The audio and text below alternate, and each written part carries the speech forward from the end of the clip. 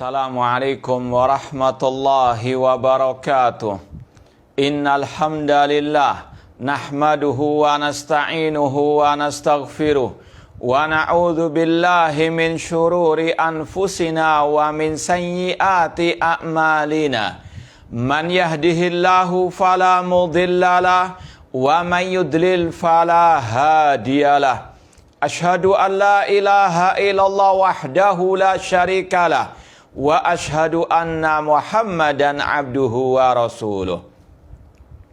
Ya ayyuhalladzina amanu taqullaha haqqa tuqatih wa la tamutunna illa wa antum muslimun. Ya ayyuhan nasu taqu rabbakumul ladzi khalaqakum min nafsin wahidah wa khalaqa minha zawjaha wa batha minhuma rijalan katsiran wa nisaa'a wattaqullaha alladzi tasaaluna bihi wal arham innallaha kana 'alaikum raqibah. Ya ayyuhalladzina amanu taqullaha wa qulu qawlan sadida yuslih lakum a'malakum wa yaghfir lakum dhunubakum wa may yuti'illaha wa rasulahu faqad faza fawzan 'azima. Amma ba'd, fa inna asdaqal hadithi kitabullah wa khairal hadi hadi Muhammadin sallallahu alaihi wasallam wa syarrul umuri muhdatsatuha wa kullu muhdatsatin bid'ah wa kulla bid'atin dhalalah wa kulla dhalalatin finnar. Ma'asal muslimin, ikhwani fillah wa akhwati, bapak-bapak, ibu-ibu, saudara-saudariku rahimani wa rahmakumullah. Alhamdulillah, segala puji bagi Allah Subhanahu wa taala yang mempertemukan kita kembali dalam kajian kitab Syarhus Sunnah oleh Al-Imam Al-Barbahari rahimahullahu taala. Semoga Allah Subhanahu wa taala senantiasa memberikan kepada kita keistiqomahan dalam berpegang teguh dengan akidah salaf dan manhaj salaf sampai akhir hayat kita nanti. Langsung saja kita lanjutkan halaman 102 poin 115. Halaman 102 poin 115. Al-Imam Al-Barbahari rahimahullah berkata, wa aqilla minan nadhari fin nujumi illa ma tasta'inu bihi ala mawaqitis shalah wal ha amma siwa dzalik fa innahu yad'u ila zandaqati. Sekali lagi, Imam Al-Barbahari rahimahullah berkata pada poin 115, dan minimalkanlah atau berhentilah dari melihat, mempelajari ilmu perbintangan kecuali yang bisa membantumu untuk mengetahui waktu-waktu sholat, dan berpalinglah dari selain itu karena hal itu bisa mengantarkan kepada kezindikan, kesesatan, dan kekufuran. Ma'asal muslimin, ikhwani fillah wa akhwati rahimani wa rahimakumullah. Di sini Imam Al-Barbahari menjelaskan tentang ilmu perbintangan itu ada dua macam. Ada yang haram, ada yang dibolehkan. Atau sebagian ulama menyebut dengan istilah mempelajari ilmu perbintangan atau ilmu perbintangan ada dua macam. Ilmu at-tasyir yang dikenal sekarang dengan istilah ilmu astronomi, dan ini yang dibolehkan. Yang kedua, ilmu at-ta'thir, yaitu meyakini adanya bintang-bintang yang mempengaruhi, yang memiliki andil dalam kejadian-kejadian di alam semesta, ataupun yang berkaitan dengan masalah ramalan perbintangan. Ini yang haram bahkan kufur dan syirik kepada Allah Subhanahu wa taala. Makanya Imam Al-Barbahari rahimahullah berkata, dan berhentilah dari belajar ilmu perbintangan. Yaitu yang dimaksud ilmu perbintangan at-ta'thir, dengan meyakini adanya ramalan-ramalan perbintangan ataupun meyakini adanya bintang-bintang yang bisa mengatur alam semesta. Ini yang haram, bahkan yang syirik dan kufur besar. Kemudian kata beliau kecuali. Jadi di sini ada ilmu perbintangan yang dibolehkan, yaitu yang berkaitan dengan masalah penentuan waktu sholat dengan melihat bintang-bintang tersebut. Ini sekali lagi, kata para ulama, ilmu perbintangan ada dua. Ada yang dibolehkan, yaitu ilmu at-tasyir. Kalau sekarang istilahnya ilmu astronomi. Ya, ini diperbolehkan. Karena ada unsur sebab akibat yang memang merupakan sunnatullah. Ya, nanti akan kita lebih dalami lagi. Kemudian yang kedua, ilmu perbintangan yang berkaitan dengan keyakinan orang-orang musyrikin, orang-orang sabi'ah, penyembah bintang-bintang. Dengan mereka meyakini bintang-bintang tersebut itu yang mengatur alam semesta, ataupun ilmu yang berkaitan dengan ramalan-ramalan nasib berdasarkan bintang ini dan bintang itu. Ma'asal muslimin rahimani wa rahimakumullah, kita mau sedikit bacakan dari syarah Syekh Shalih bin Fauzan hafidhallahu ta'ala tentang hal ini. Yang pertama kata beliau, an-nadhar fin nujum ala qismain. Mempelajari ilmu berbintangan ada dua macam. Al-qismul awal al-istidlal biha alal hawadis al-ardiyah. Yaitu yang tadi kita sampaikan, kalau istilah ulama yang lain, ilmu at-ta'thir. Meyakini bintang-bintang itu mempengaruhi kehidupan di dunia ini. Bintang-bintang itulah yang menurunkan hujan. Kemudian kata beliau, wa huwa ma yusamma ilmu ta'thir kahububir riyah wa nuzulil amtar wa hudutsil amrad wa mauti fulan au hayati fulan hada tanjimun muharramun. Yaitu meyakini bahwasanya bintang-bintang itulah yang mengatur pergerakan angin, turunnya hujan. Bintang-bintang itulah yang menyebabkan penyakit, kematian seseorang atau kehidupan seseorang. Hada tanjimun muharramun. Berkaitan dengan masalah hujan misalnya, kita meyakini yang menurunkan hujan hanyalah Allah Subhanahu wa taala, bukan bintang ini atau bukan bintang itu. Dan ini yang telah Rasul peringatkan dalam hadis Al-Qudsi riwayat Imam Bukhari dan Muslim dari sahabat Zaid bin Khalid Al-Juhani radhiyallahu anhu, kata beliau pernah suatu saat Rasul salat subuh dengan para sahabat beliau di Hudaybiyah, yang mana malam harinya turun hujan.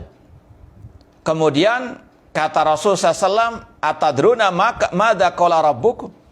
Apakah kalian tahu apa yang telah difirmankan oleh Rabb kalian? Para sahabat menjawab, Allah wa Rasulullah a'lam. Allah dan Rasulnya yang lebih mengetahui.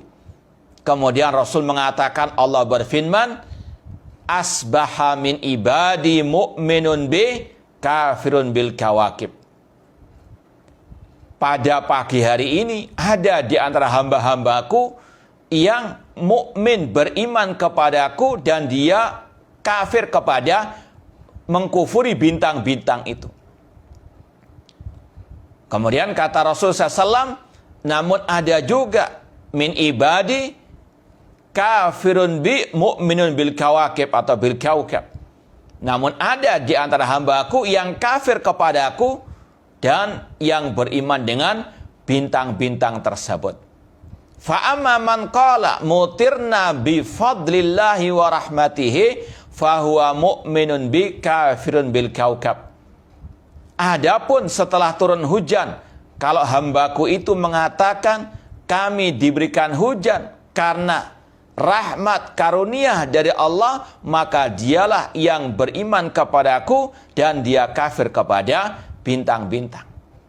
Makanya disunnahkan selesai turun hujan, kita diajarkan Rasul untuk membaca zikir setelah turun hujan, mutirna bifadlillahi wa rahmati.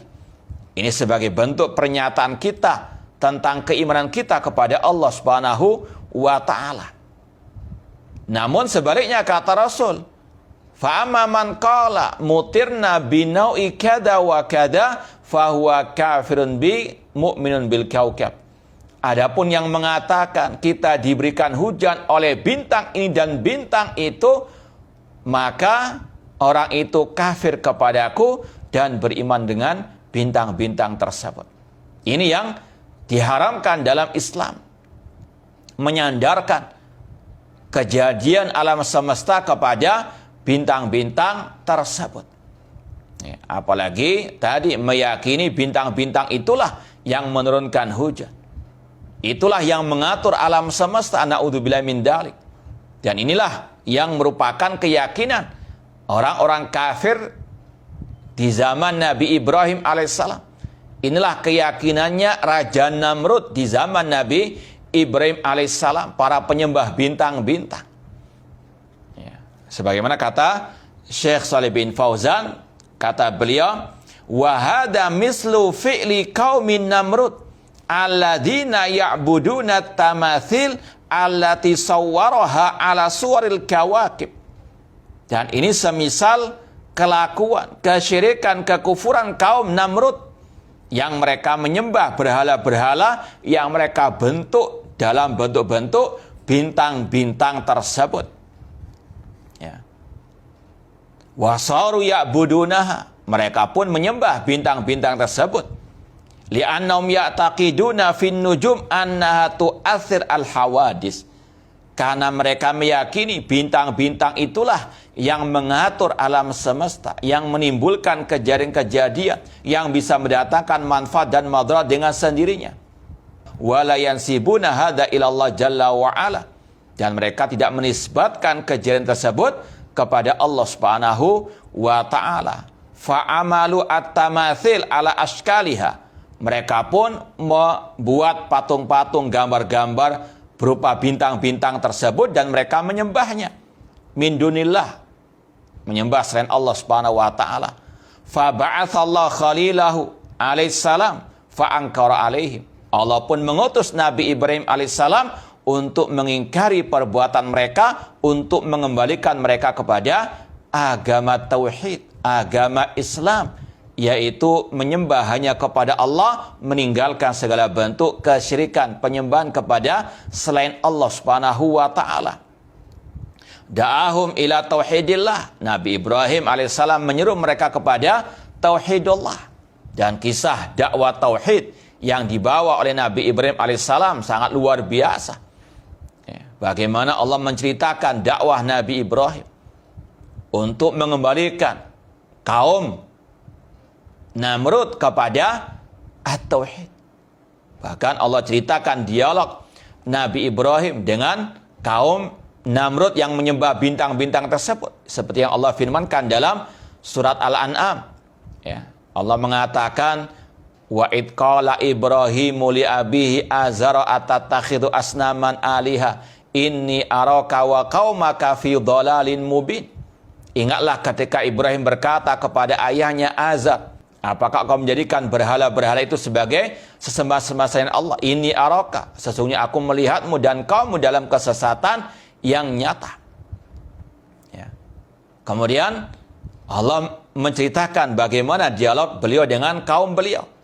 Ya. Falamma janna alaihi lairu akaukaba qala hada rabbi. Falamma afala qala la uhibbul afilin. Ini sekali lagi dialog Nabi Ibrahim dengan kaum beliau. Bukan seperti yang dipahami oleh sebagian orang. Ini tentang Nabi Ibrahim mencari Tuhan. Na'udzubillahi min dzalik. Nabi Ibrahim Khalilullah, Diangkat sebagai nabi kok dikatakan masih mencari hakikat Tuhan. Ini adalah sekali lagi gagal paham, ini adalah salah menafsirkan Al-Quran. Ya. Makanya kalau kita lihat dalam lanjutan ayatnya nanti akan dijelaskan Allah SWT itu adalah bentuk Nabi Ibrahim menegakkan hujjah atas kaumnya. Ya, kita kembali kepada ayat tadi, falamma janna al-lailu ra'a kaukaba. Beliau pun melihat kepada bintang-bintang. Ya. Kemudian beliau mengatakan hada rabbi, ini ada Rabbku. Falamma afala, ketika bintang tersebut tenggelam, beliau mengatakan lu uhibbul afilin. Artinya bagaimana kalian menyembah bintang-bintang itu sedangkan bintang-bintang itu akan tenggelam. Ya, falamma ra'al qamara bazighatan qala hada rabbi, hada akbar. Ya, dan seterusnya. Ya, sampai kepada ayat ya, Allah Subhanahu wa taala menegakkan hujjah atas kaum Nabi Ibrahim dengan dialog tersebut. Ya. Intinya sekali lagi, ini kelakuan kesyirikan, kekufuran kaum Nabi Ibrahim alaihissalam berserta ayah beliau yang menyembah bintang-bintang tersebut. Ini yang dilarang dalam masalah ilmu perbintangan tadi. Kemudian kata beliau, Fatanjim kama qala Syekhul Islam Ibnu Taimiyah huwal istidlal bil ahwal falakiyah 'alal hawadits ardiyah, hadha huwa tanjim al muharram. Ilmu perbintangan yang diharamkan yaitu tadi yang diyakini bisa mempengaruhi kejadian-kejadian di alam semesta ini dan bintang-bintang itu sampai dituhankan oleh kaum Nabi Ibrahim alaihi assalam. Demikian pula kata Syekh Shalih bin Fauzan, kama yunshar al-an fi ba'dil majallat wa ba'dil jara'id ghairil multazima fi safhatit tanjim wal hudud. Demikian pula di antara ilmu berbintangan yang haram yaitu masalah ramalan perbintangan yang ada di majalah-majalah, di koran-koran. Ya, kalau bintangnya Skorpion, nanti jodohnya demikian, nanti ya istilahnya rumah tangganya demikian, rezekinya demikian. Ini syirik kepada Allah. Ini adalah meramal hal-hal yang gaib. Sedangkan qul la ya'lamu man fis samawati wal ardil ghaiba illallah. Katakanlah tidak ada yang tahu yang gaib di langit maupun di bumi kecuali Allah Subhanahu wa taala. Wajib untuk kita mendustakan ramal-ramalan tersebut. Ini tidak jauh beda dengan ramalan dukun dan paranormal yang Rasul katakan man atakahinan au arrafan fasaddaqahu bima yaqul faqad kafara bima unzila ala Muhammad. Barang siapa mendatangi dukun atau tukang ramal dan membenarkan ucapannya, maka dia telah kafir kepada Al-Quran yang diturunkan kepada Nabi kita Muhammad sallallahu alaihi wasallam. Ini sekali lagi ilmu perbintangan yang diharamkan.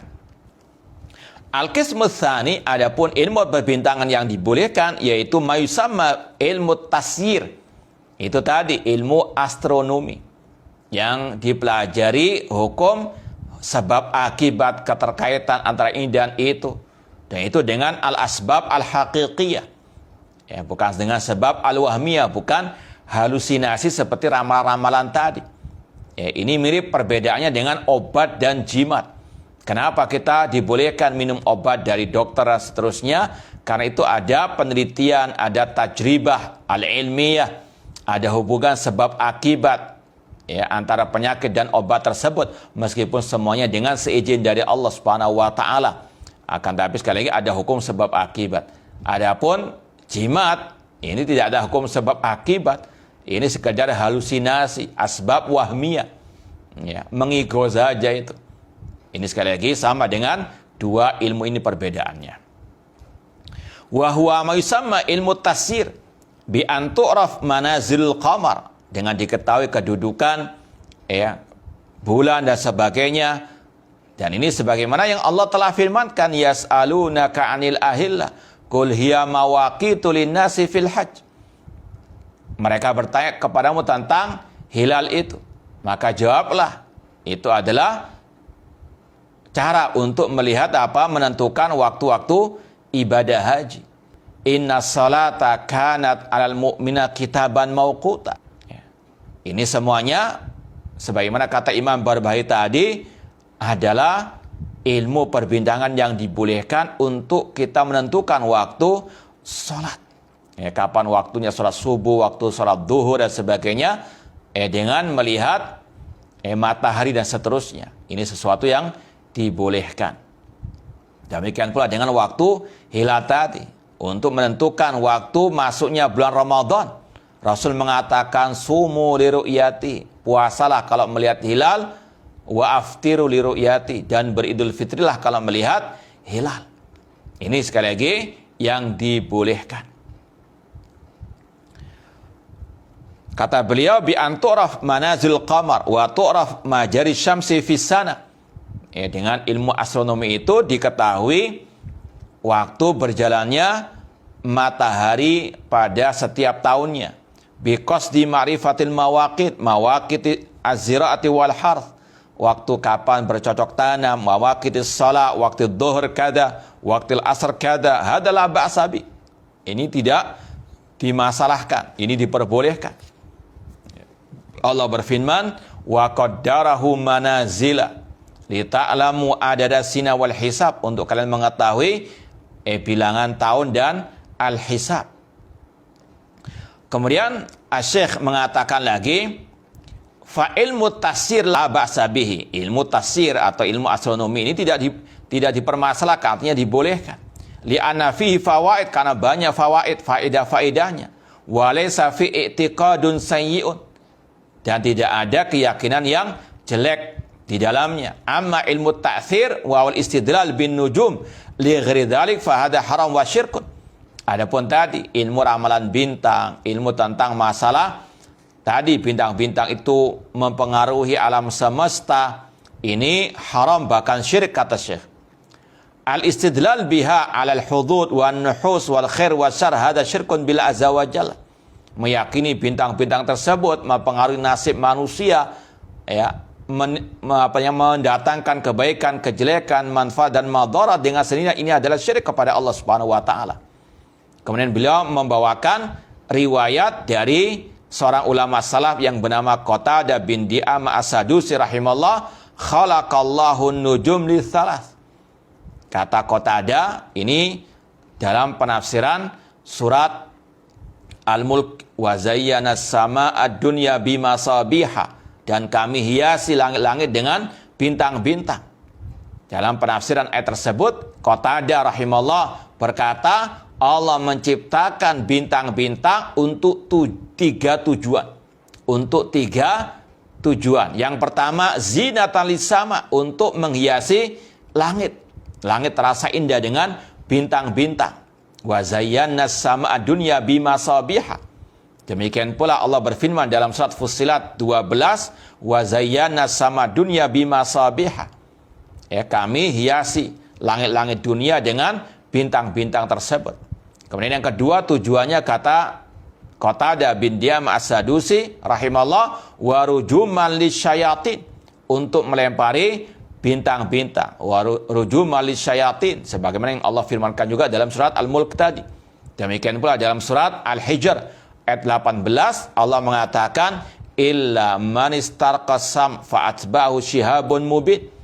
Bahwasanya Allah menciptakan bintang-bintang itu untuk melempari setan-setan dari kalangan jin yang mencuri berita dari langit. Kemudian yang ketiga, alamatun yuhtada biha fil asfar. Tujuan Allah menciptakan bintang-bintang untuk mengetahui perjalanan di tengah lautan dan sebagainya, seperti yang digunakan oleh para nelayan. Wa huwa alladzi ja'ala lakumun nujuma litahtadu biha fi dhulumatil barri wal bahr. Dan dia Allah yang menjadikan bagi kalian bintang-bintang untuk kalian mendapatkan petunjuk di kegelapan daratan dan lautan dengan bintang-bintang tersebut. Sekali lagi, inilah perincian masalah ilmu perbintangan, ada yang haram bahkan sampai syirik, dan ada pula yang dibolehkan. Ya. Kemudian Asy-Syaikh membawakan riwayat tadi dari sahabat Rasul Zaid bin Khalid Al-Juhani rahimahullah tentang masalah ucapan Rasul dari hadits qudsi yang mana Allah mengatakan ada hambaku yang mukmin kepadaku dan yang kafir kepada bintang-bintang tersebut. Kemudian kalau mungkin ada yang bertanya bagaimana dengan ramalan perbintangan, ya, maka kita ingin bacakan di sini sedikit dari ucapan Syekh bin Baz, ya, rahimahullahu ta'ala, ya, tentang perakiraan cuaca. Ini apalagi musim hujan seperti ini. Ada yang bertanya kepada kita tentang masalah bagaimana dengan perakiraan cuaca. Maka kata Syekh, al-arsad laha dalail.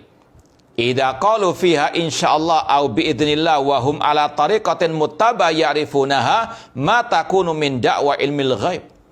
Ya. Adapun perakiraan cuaca, apabila mereka juga mengatakan insyaallah ini dengan seizin Allah, dan mereka mengikuti istilahnya ilmu astronomi yang memang tidak keliru, ya, itu tidak termasuk dalam pengakuan ilmu ghaib. Karena itu berkaitan dengan hukum sebab akibat. Seperti dokter misalnya ketika memeriksa pasien, dia memiliki penyakit demikian dan demikian. Karena demikian dan demikian ada hukum sebab akibat. Ini karena ada asbab hakikiyah. Ya. Sekali lagi ini dibolehkan. Idza kana ala tariqatin ya'rifunaha minal ahwi al-tasuqu was-sahab wa asbadzalik. Kalau mereka mengikuti ilmu astronomi tersebut karena ada hukum sebab akibat, ada masalah keterkaitan hawa, kondisi suhu dan seterusnya, maka ini tidak ada masalah. Wala yajuzu dalam al-jazm bihadza, namun tidak boleh memastikan. Namanya saja perakiraan. Ya, namun sekali lagi karena ini berkaitan dengan ilmu yang dibolehkan, berkaitan dengan hukum sebab akibat tadi. Ya, namun sekali lagi kita selayaknya untuk menambahkan dengan seizin dari Allah. Insya Allah turun hujan karena ada perakiraan demikian dan demikian. Ya. Wa amal jazm bihadallah. Adapun memastikan ini tidak dibolehkan. Karena memang yang tahu pastinya kapan turun hujan hanyalah Allah. Seperti dalam akhir surat Luqman Allah mengatakan innallaha indahu ilmus sa'ah wa yunazzilul ghaitsa wa ya'lamu ma fil arham wa ma tadri nafsum madza taksibu ghada wa ma tadri nafsun bi ayyi ardin tamut. Sesungguhnya Allah lah yang tahu kapan hari-hanya hari kiamat, datangnya hari kiamat, dan Dia yang paling tahu yang menurunkan hujan, ya, kapan pastinya turun hujan tersebut dan di mana saja. Kemudian hanya Dia yang tahu perincian apa yang ada dalam rahim seorang ibu. Demikian pula tidak ada yang tahu satu jiwa pun apa yang dia perbuat esok hari. Ya, dia saja nggak tahu apa yang dia perbuat esok hari, bagaimana bisa meramal nasib orang. Naudzubillah min dzalik. Kemudian tidak ada satu jiwa pun yang tahu di bumi mana dia akan mati. Ini sekali lagi pembahasan tentang masalah ilmu perbintangan yang disampaikan oleh para al-ulama, di antaranya oleh Imam Al-Barbahari rahimahullahu ta'ala. Kita lanjut lagi pembahasan poin berikutnya 116. Wa iyyaka wan nadhara fil kalam. Hati-hati atau jauhkanlah dirimu dari belajar ilmu kalam. Ini sudah kita sering sampaikan, ilmu kalam adalah ilmu yang digunakan untuk menetapkan akidah hanya berlandaskan logika semata. Atau menetapkan akidah dengan dasar logika, dengan akal pikiran mereka. Yang sesuai dengan akal pikiran mereka, mereka tetapkan. Kalau tidak, mereka tolak, mereka nafikan, atau mereka takwil-takwilkan. Itu namanya ilmu al-kalam. Ya. Kata Imam Al-Barbahari, jauhkanlah dirimu dari ilmu kalam. wal julusa ila ashabil kalam, dan jangan duduk dengan ahli kalam. Orang-orang yang belajar ilmu kalam ataupun yang menyeru kepada ilmu kalam, yang berpegang teguh dengan ilmu kalam, maka jauhilah mereka. Ini yang sudah sering kita sampaikan, salah satu tahdziran ulama salaf dari ilmu kalam, karena ilmu ini bertentangan dengan Al-Quran dan Sunnah Rasulullah SAW. Mereka lebih mendahulukan akal daripada Al-Quran dan Sunnah Rasulullah SAW. Contoh dalam masalah nama-nama dan sifat-sifat Allah Subhanahu wa Ta'ala, ilmu kalam mereka punya kaidah sendiri. Di antaranya mereka mengatakan, ya, kalau kita menetapkan sifat-sifat Allah, maka berarti kita ini menyerupakan Allah dengan makhluk, atau kita menetapkan jisim bagi Allah Subhanahu wa Ta'ala. Ya, maka mereka pun menafikan, menolak nama-nama dan sifat Allah, ataupun menolak sifat-sifat Allah, ataupun menolak sebagian sifat Allah, menetapkan sebagian yang lainnya.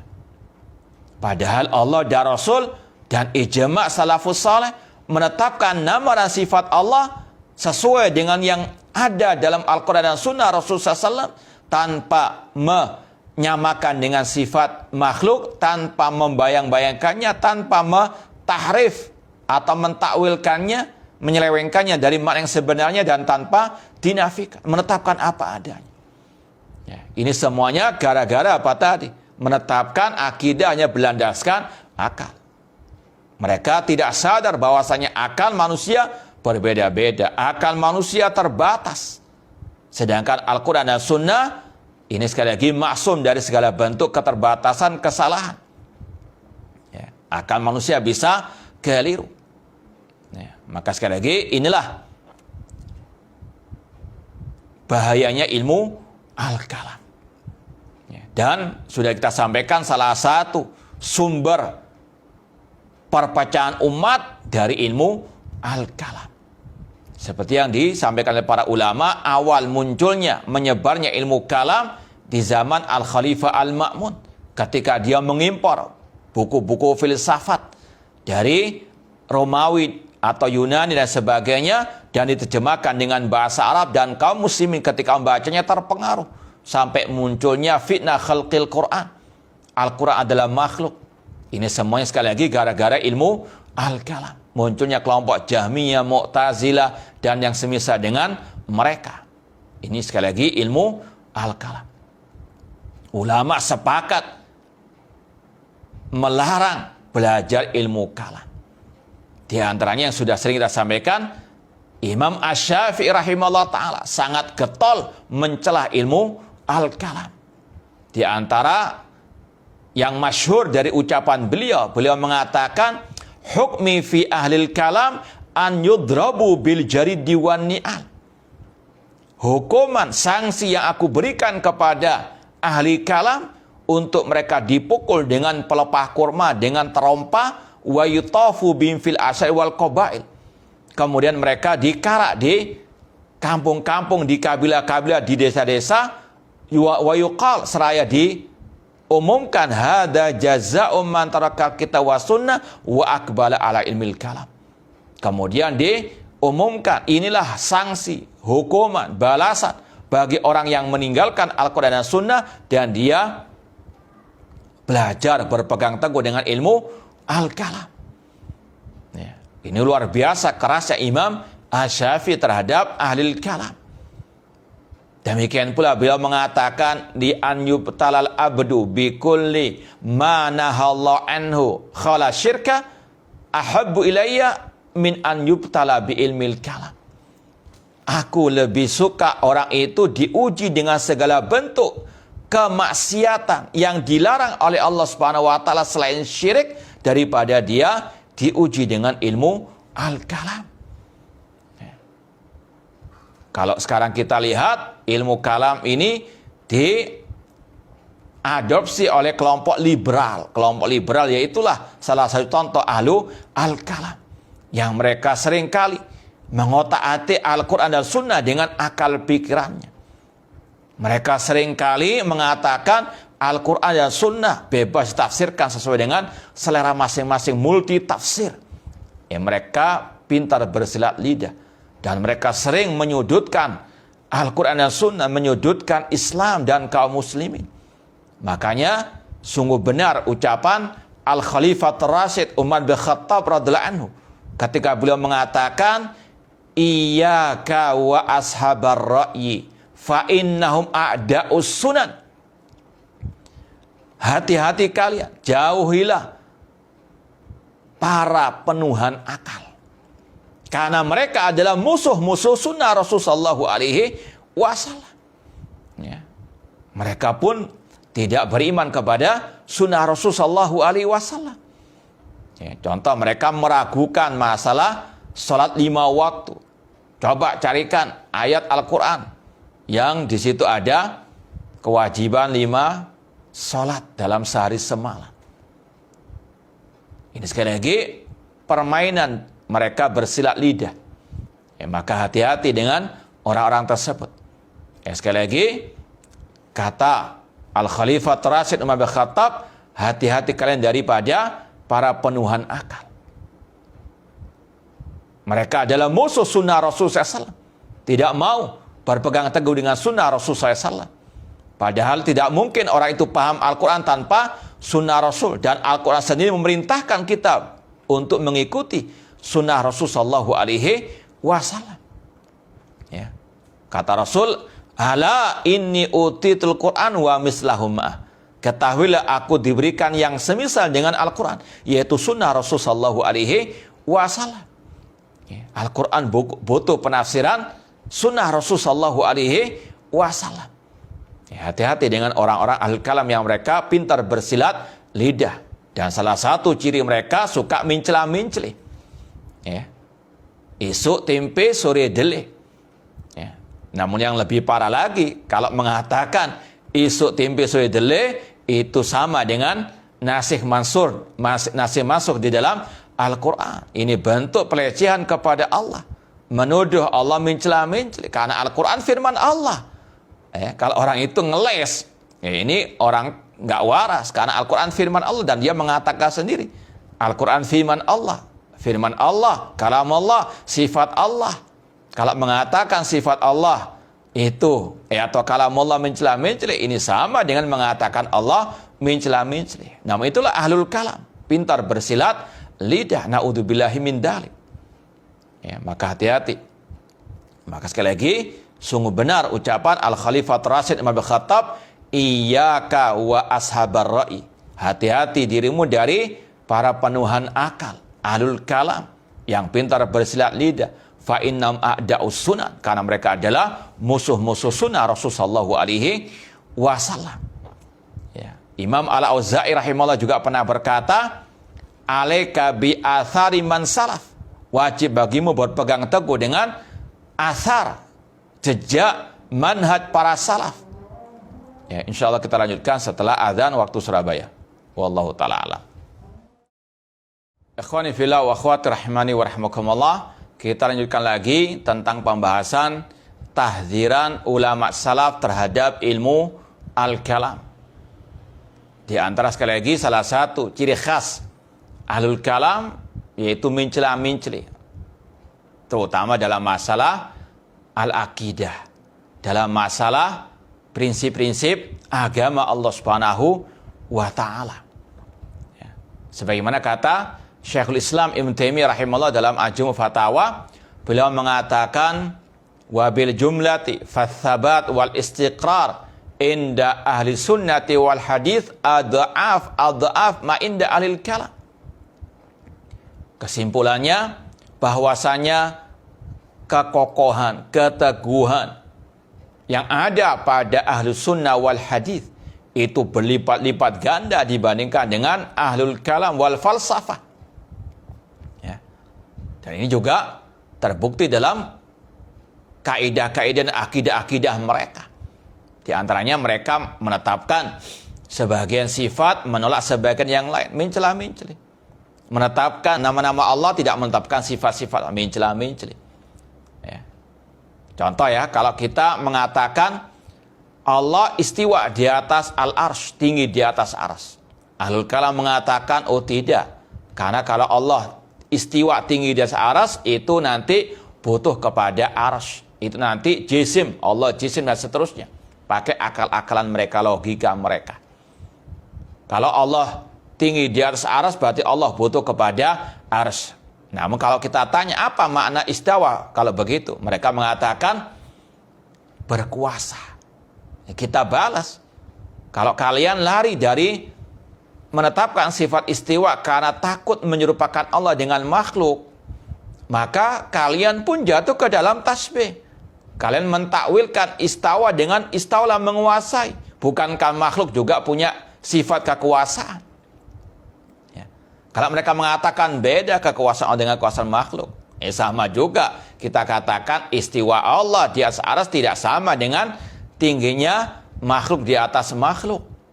Nah, inilah mencela-mencelinya mereka, kontradiksi mereka, tanakutnya mereka. Ya. Kelompok Jahmiyah mengatakan misalnya Allah tidak punya nama, tidak punya sifat. Ketika ditanya kenapa demikian? Karena kalau ditetapkan Allah punya nama, punya sifat, nanti sama dengan makhluk. Kita katakan, Ahlussunnah mengatakan, apakah kalian menetapkan Allah punya zat? Mereka mengatakan iya. Kalau begitu, ya kalian juga menyerupakan Allah dengan makhluk, karena makhluk juga punya zat. Ya. Kalau mereka mengatakan tidak sama zat Allah dengan zat makhluk, demikian pula kita katakan nama dan sifat Allah nggak sama dengan nama dan sifat makhluk. Inilah mencela-mencelinya kelompok ahli al-kalam. Ya. Makanya sekali lagi, aneh kalau ada yang mengaku salafi al-sunnah ikut jejak mereka, manhaj mereka, yaitu manhaj mencela-menceli. Bahkan lebih parah lagi, sudah tahu itu salah, sesat, cari-cari dalil dengan mengatakan tadi halah, ya, Al-Quran firman Allah juga ada nasikh mansukh, ya, seolah-olah tadi nasikh mansukh sama dengan esok tempe sore delik. Ini kufur akbar, naudzubillahi min dzalik. Ya, kalau orang itu masih waras, ya dia akan segera bertobat dan mengklarifikasi tentang kesesatannya tadi. Ya, hati-hati dengan falamma zaghu azaghallahu qulubahum. Ya, untuk lebih memantapkan lagi tentang tahdiran salaf terhadap ilmu kalam, ini kita mau bacakan dari beberapa ucapan pernyataan Imam Asy-Syafi'i rahimahullah ta'ala dalam masalah ini. Dan alhamdulillah sudah kita posting beberapa saat yang lalu di medsos, yaitu dengan judul Imam Syafi'i rahimahullah dan ilmu al-kalam. Ini kita sampaikan karena banyak yang mengaku pengikut Imam Syafi'i, namun sangat getol belajar ilmu kalam, membela ilmu kalam dan menjadi pengikut ilmu kalam. Ini sangat jauh dari akidahnya Imam Asy-Syafi'i rahimahullah. Ini kita nukilkan dari, atau kita terjemahkan dari kitab Al-Ibana Al-Kubra oleh Imam Ibnu Battah Al-Bari dalam Kitabul Iman jilid kedua halaman 534 sampai 536. Ya, kita baca ucapan-ucapan Imam Syafi'i tentang hal ini. Yang pertama, pernah ada seseorang mendebat Imam Asy-Syafi'i rahimahullah tentang suatu permasalahan. Maka beliau berkata, tinggalkanlah debat kusir ini, karena ini adalah metode ilmu kalam.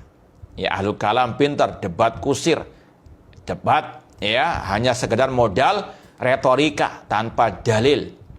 Ya, maka hati-hati dengan orang-orang yang suka posting hanya dengan bermodal ucapan-ucapan yang seolah-olah benar, karena keindahan retorikanya, padahal menyelisih Al-Quran dan Sunnah Rasulullah SAW. Kemudian suatu saat beliau pernah mendengar ada dua orang yang sedang berbincang-bincang tentang ilmu kalam. Maka beliau berkata, kalian bisa menjadi tetangga kami dengan kebaikan atau kalian pergi meninggalkan kami. Beliau sangat terusik dengan ucapan ilmu al-kalam, dengan perbincangan tentang ilmu kalam. Beliau sangat fobi, alergi dengan ilmu kalam. Ya.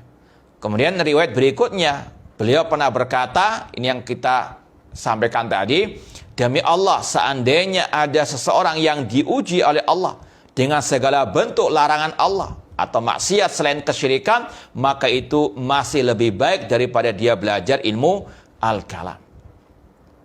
Riwayat berikutnya, Yunus bin Abdul A'la berkata, pernah Imam Syafi'i rahimahullah berkata kepadaku, kepada Yunus bin Abdul A'la, wahai Abu Musa, kunyanya Yunus bin Abdul A'la, aku telah mengetahui kesesatan ilmu kalam, yang seandainya ada seseorang berbuat segala bentuk larangan Allah selain kesyirikan, maka itu lebih aku sukai daripada aku melihatnya menjadi pengikut ilmu al-kalam. Luar biasa. Ilmu kalam lebih dosa dari maksiat. Ini ucapan Imam Asy-Syafi'i rahimahullah ta'ala. Bukan dari kalangan kita. Imam Asy-Syafi'i rahimahullah berkata, ada seseorang atau seorang ibu yang anaknya menjadi pengikut ilmu kalam. Ibu itu minta tolong kepadaku untuk aku menasihati anaknya agar meninggalkan ilmu kalam. Maka aku menasihatinya agar dia meninggalkan ilmu kalam. Namun anak itu justru menyeruku kepada ilmu kalam. Imam Syafi'i menasihati sang anak agar meninggalkan ilmu kalam. Artinya Imam Syafi'i sangat melarang orang itu belajar ilmu al-kalam karena sesat dan menyesatkan. Riwayat berikutnya, Abu Thawr berkata, Imam Asy-Syafi'i rahimahullah berkata kepadaku, wahai Abu Thawr, aku tidak pernah melihat seorang pun dari pengikut ilmu kalam yang bahagia. Ya. Bahkan ucapan ulama salaf yang lain, diantaranya Abu Yusuf, muridnya Imam Abu Hanifah, mengatakan, man talabal kalam faqad tazandaqa. Barang siapa belajar ilmu kalam, maka dia itu zindiq. Na'udzubillahi min dzalik. Kemudian Imam Syafi'i pernah berkata kepada Muhammad bin Abdullah bin Abdul Hakam, wahai Muhammad, jika ada seseorang bertanya kepadamu tentang ilmu kalam, maka jangan engkau menjawab. Kemudian murid Imam Syafi'i yang bernama Ar-Rabi bin Sulaiman berkata, Imam Syafi'i rahimahullah berkata, wahai Rabi, terimalah dariku 3 hal ini. Ada 3 wasiat Imam Asy-Syafi'i kepada Ar-Rabi bin Sulaiman. Yang pertama, jangan kalian mencela para sahabat Nabi Shallallahu Alaihi Wasallam, karena musuhmu pada hari kiamat adalah Nabi Shallallahu Alaihi Wasallam. Hati-hati. Ya, kita masih banyak mendengar orang-orang yang mengaku pengikut Imam Syafi'i rahimahullah masih mencela sahabat Rasul, di antaranya Muawiyah bin Abi Sufyan radhiyallahu ta'ala anhu, naudzubillahi min dzalik. Ya. Atau bahkan mencela Abu Hurairah radhiyallahu ta'ala anhu dan lain sebagainya, pada Rasul mengatakan, man sabba ashabi fa alaihi la'natullah wal malaikati wan nasi ajma'in. Barang siapa mencela, mencaci maki para sahabatku, maka baginya laknat Allah, laknat para malaikat, dan laknat semua manusia. Rasul mengatakan, la tasubbu ashabi, jangan mencaci maki para sahabatku. Idza dzukira ashabi fa amsiku, jika disebut tentang para sahabatku maka jaga lisan, jangan mencaci maki, meskipun seseorang dari sahabat Rasul SAW. Abu Zur'ah rahimahullah mengatakan, idza ra'aita rajulan yantaqisu ahadan min ashabi Rasul SAW fa'lam annahu zindiq. Ketahuilah bahwasanya, atau jika Anda melihat seseorang mencaci maki satu saja dari sahabat Rasul, maka dia adalah zindiq. Naudzubillahi min dzalik. Kemudian wasiat yang kedua dari Imam Syafi'i, jangan belajar ilmu kalam, karena aku melihat pengikut ilmu kalam di atas ajaran ta'til, menafikan nama-nama dan sifat-sifat Allah Subhanahu wa ta'ala. Ya, karena tadi mengotak-atik ayat-ayat hari-hari sifat atau sifat Allah dengan akalnya. Bahkan mereka punya kaidah, kullu nasin awhama fi tashbih awilu aw fawid warum fihi tanzih. Setiap nas, ayat atau hadis yang berkaitan dengan sifat-sifat Allah yang menurut logika mereka itu mengantarkan kepada tasbih, menyerupakan Allah dengan makhluk, maka takwilkanlah. Ini kaidah dan akidah mereka. Ya, ini sebabnya karena ilmu kalam. Menuhankan akal, mengotak-atik ayat-ayat Al-Quran dengan akal-akalan mereka. Kata Imam Syafi'i, jangan belajar ilmu kalam. Ini inti pembahasan kita. Jangan belajar ilmu kalam karena aku melihat pengikut ilmu kalam di atas ajaran taktil, yaitu menafikan nama-nama dan sifat-sifat Allah. Dan yang ketiga kata beliau, jangan belajar ilmu, yaitu ramalan perbintangan yang kita bahas tadi. Ini mirip dengan pembahasan Imam Barbahari tadi. Setelah melarang belajar ilmu perbintangan yang sudah kita sampaikan tadi, ilmu taksir atau ilmu ramalan perbintangan dan yang semisal dengannya, dan beliau juga melarang dari ilmu al-kalam. Nah, kalau mau lebih tepatnya lagi, silakan lihat di medsos kita tentang masalah ucapan-ucapan Imam Syafi'i yang mentahdir, mencelah habis-habisan ilmu kalam dan pengikut ilmu al-kalam. Kemudian kita tutup dengan poin 117. Kata Imam Al-Barbahari rahimahullah, wa alaika bil athar wa ahlil athar. Intinya tadi tinggalkan ilmu kalam dan belajarlah ilmu as-sunnah, ataupun pelajarilah ucapan para ulama as-salaf. Alaika bil athar wa ahlil athar. Pegang erat sunnah Rasul, sunnah para sahabat Rasul, dan pegang erat ahlus sunnah wal jamaah. Jauhi ahlul kalam, dekati ahlu as-sunnah. Jangan sebaliknya, dekat, mesraan, romantis, harmonis dengan ahlul bid'ah, bahkan memuji ahlul bid'ah, namun menjauhi ahlus sunnah, menyinyiri ahlus sunnah yang konsisten di atas akidah dan manhaj salaf. Naudzubillah min dzalik. Ini kesesatan, penyimpangan.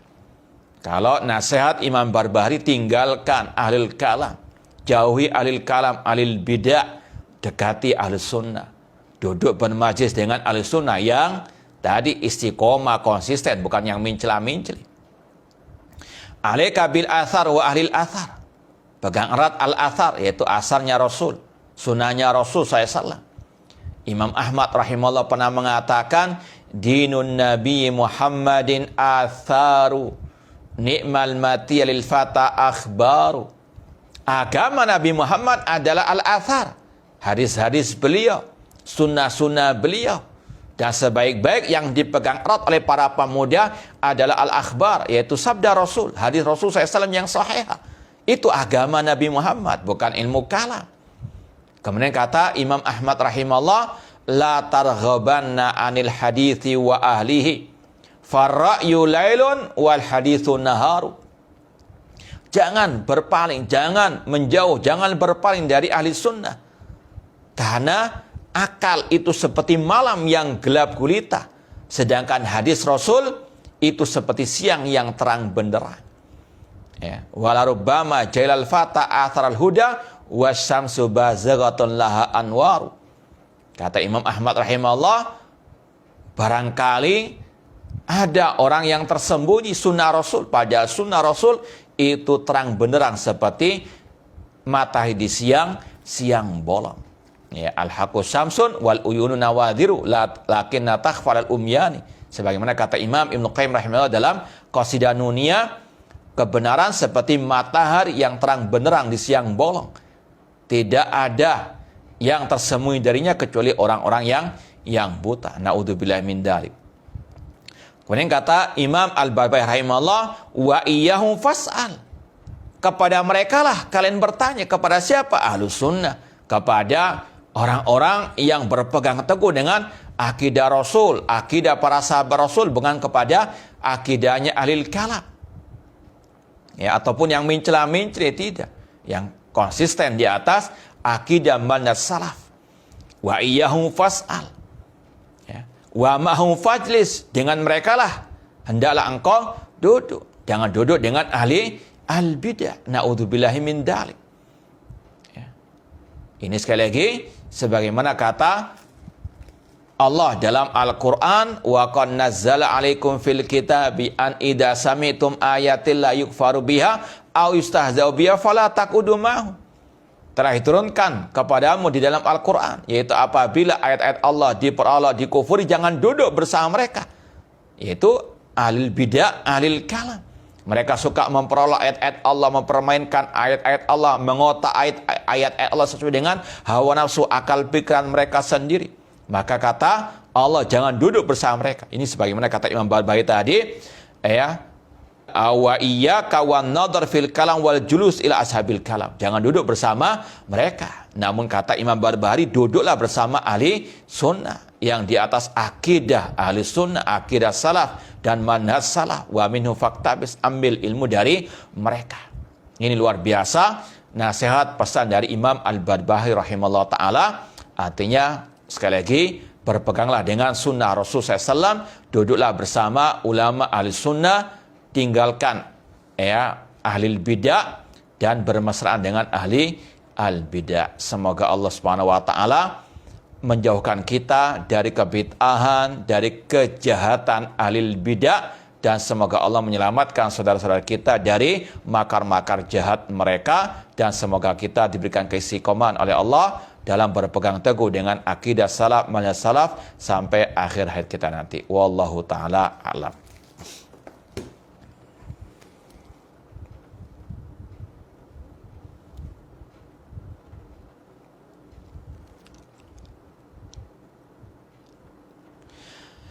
Ya, ini pertanyaan, ini sudah kita jawab dalam postingan kita tadi siang tentang orang-orang yang nyinyiri musibah atau saudara kita yang mendapatkan musibah. Ini sudah kita jawab di medsos. Namun sekali lagi, memang itulah sosok sang ustadz yang naudzubillah min dalik, semakin hari semakin sesat, semakin banyak menebarkan syubhat dan sebagainya, mesrah dengan ahlul bidah, memuji ahlul bidah namun nyinyiri ahli sunnah wal jamaah, naudzubillahi min dalik. Ya, ini yang mungkin bisa kita sampaikan. Kalau tidak ada pertanyaan yang lain, kurang lebihnya mohon maaf. Wa jazakumullahu khairan wa barakallahu fikum. Aqulu qouli hadza wa akhiru da'wana anil hamdulillahirabbil alamin. Wassalamualaikum warahmatullahi wabarakatuh.